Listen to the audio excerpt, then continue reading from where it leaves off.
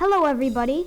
Since 1.5 released, there is a lot of cool Easter eggs and new features that I found within the game. Continue watching to find out. Okay, so the first little Easter egg is actually in Z-Fire, also known as High Rise.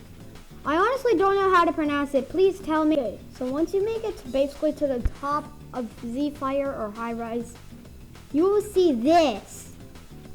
I'll hail it, because this is High Rise and Legacy. Okay, so the second Easter egg is actually quite funny. So Vertex over here, you probably see it's much taller. So you see Z-Fire or High Rise was actually taller than Vertex. So what they had to do is they had to double the height of Vertex. So that's why Vertex is big. Okay, second Easter egg.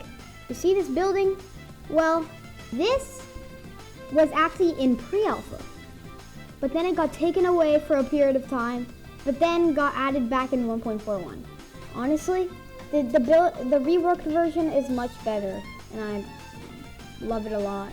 Okay, so you see this S door right here? Well, you usually can't get into these doors, right? You can get into this one by busting it open, and there's this G interact thing by pressing space. Nobody knows what this means yet. Tell me if you know. Another Easter egg is this random checkpoint called Hudsel Fall Spot. Maybe this is where Hudsel fell or something, I don't know. Another Easter egg is if you're going at a very high speed and you try to drop down, it just doesn't work. Okay, there's an Easter egg that I forgot to mention, that literally you can skip half vertigo. There's a little door, right? Next to a plant. You can bust through it. You go down here.